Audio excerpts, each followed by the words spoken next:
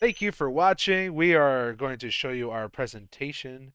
It's called Habitat Preference in Field Crickets. I am Ricardo Soto here with Shayna Valentine. Hi. We got Stephanie Santiago, Hello. and we got Naphthaline Flattenma. Hi guys.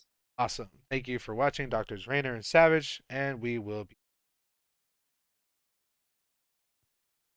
So to introduce our research project, habitat selection is dependent on an array of resources, biotic factors, and the physiology of animals. One way to study habitat preference is to test for environmental differences that may affect these predilections. A model organism to study factors that affect habitat selection are field crickets. These organisms rely on conspecific cues, such as chirping sounds, indicating a dense population and choosing a fit male for mating. In this study, we investigated the effect of timber on field crickets' habitat selection. Our investigation was led by the choosing of one hard rock song and one classical song, where each day the crickets experienced either one song or a combination of the two. Auditory cues in crickets allow for the ability to locate mates, sense danger, and find food sources. If auditory cues are synthesized through music to replicate opposite sex stridulation, will crickets be attracted to said sound for habitat selection? Here, we modeled an environment for crickets using a T-tube and the choice between an environment with no sound, a classical or rock song, and a choice between either sound in various trials. We theorized that the crickets would choose the classical song more times than the rock due to the consistency in melody that take after the stridulation in males when mating. So for methods and materials, this experiment consisted of 12 field crickets. 10 of them were used for the actual experiment and 2 as the control. The crickets were placed into clear plastic cylinder bottles that had sounds coming from each end of the sides. The following material was used to set up the design: clear tape, clear water bottle, T-tubes, dirt, cylinder clear bases, scissors, cricket cages, cricket food, and field crickets. The bottles were prepared by using 2 water bottles that was cut in half. The clear cylinder bases were taped on each end of the clear water bottles. Then the T-tubes were inserted into each front of the water bottles. The crickets were kept in their respective tanks, treated with food jellies, soil, and plant matter, being kept in the incubator at 37 Celsius. So a schedule was set into place for the variations of sounds that will be played throughout the 12-day period. The 4 variations were rock music, no sound; classical music, no sound; rock music, classical music, and no sound as the control. Music was played for 5 minutes during each individual experiment for each cricket. These trials were conducted between 11 a.m. and 2 p.m.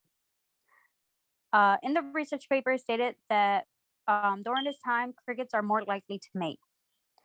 The rock sound that was used was Down with the Sickness by Disturbed, and the classical sound was Beethoven's Moonlight Sonata. And then from here, it chooses whether it likes. In this side, I will put. There's going to be no sound on this one, and on the opposite side, there'll be like classical music. And then it's just to see which one they prefer. And then we put like a little vegetation inside of the tubes to see what they prefer. Here are the crickets. There they are. So we're going to see what they prefer when we put them in.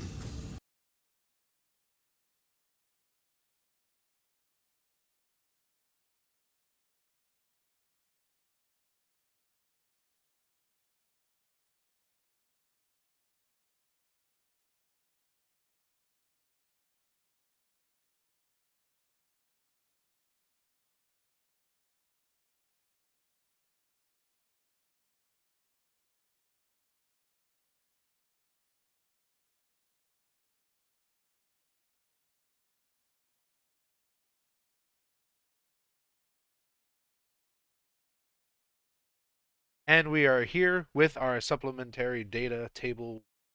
So I will be explaining how this all worked. We translated the cricket's preference onto paper. So we have here 10 crickets, 10 crickets with we have, let's see, have A through L tables. So crickets from 1 through 10, they each had 2 trials for each cricket, and then we also gave NS for no sound for preference, and then we gave rock music as a preference, and then we have CM for classical music. As you can see here, that some crickets, for example, cricket 1 had 2 trials in which it chose NS, no sound, but that same cricket on day 4 did the same thing, and then on day 5 it did NS and CM. So that was basically used to demonstrate what preference the cricket had, whether it was classical, rock music, or no sound for each trial. And that's showed here on the continued page. And over here we have table 2, averages of habitat among each randomized cricket. Again, we have cricket 1 through 10. And then on the next column, it shows habitats, classical music, rock music, no sound. That's repeated for all 10 of the crickets. For example, cricket number 1 was experiencing the classical music, rock music, and no sound, but we took the averages of every choice that was given as shown in the previous tables, and we saw that classical music for cricket number 1 had an average of 0.9, rock music had an average for 0.2, then no sound had an average for 1.3. And then on the following column right next to it, we have the preferences on their own, classical, rock music, and no sound, followed by total average sum of habitat preference. This shows that in classical music, 1.0 was the average summation of all the preference choices by each cricket, and then rock music had a 0.55 average total summation. No sound had a 0.88 total average summation of habitat preference. Here we have our graphs. We have our bar graph here. Figure 1 shows the overall data scheme for the number of times crickets chose habitats when exposed to sound or no sound. As you can see, this is in the total. We have classical music as a lime green indicator. We also have a red rock music graph as an indicator. And we also have a blue no sound graph indicator. This basically shows one preference being higher than the other. And then on the y-axis, you can see number of times each habitat was chosen, while the x-axis shows habitats, but they are color-coded. This is a visual representation of cricket habitat preference. And on the next slide, we have average habitat preference. This shows figure 2, the average habitat preference among all crickets. It shows cricket 1, 2, 3, 4, 5, 6, 7, 8, 9, 10, and it shows the various choices that they made as a total summation. So you can see blue was indicated by no sound, red was indicated by classical sound, lime green was indicated by rock sound, lime green. All right, so for our results, based on the supplemental data collected in Table A to L, when rock music was paired with no sound, the crickets prefer habitats with no sound over rock music. When classical music was paired with no sound, the crickets prefer classical music over no sound. So this particular data will show the results from when the 10 crickets were paired with the different habitats.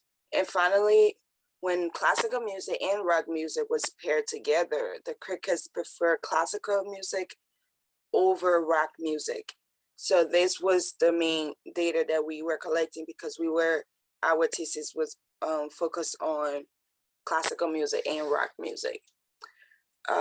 We control for habitat preference by measuring left and right decision making when paired with no music on both sides, and the crickets preferred the left side over the right side. This was done at random to eliminate outliers. So that was how we did our controls. Even though we don't have a data for them, we just make sure that we were able to get a results on if they were placed in a habitat with no music, what exactly their preference was going to be. And in this case, they chose the left side over the right side. And also looking at figure 1, which shows when we add all of the different habitats preferences together and basically count how many times each cricket chose a habitat, classical music had the highest number of preferences. In figure 2, the results showed the average of all the trials ran on each cricket. Classical music sound would prefer more times than no sound and rock music sound. So basically, in overall, the results did show that we have most of the crickets are choosing classical over rock music. The research presented gives insight on habitat preference when exposed to a variation in sound among field crickets.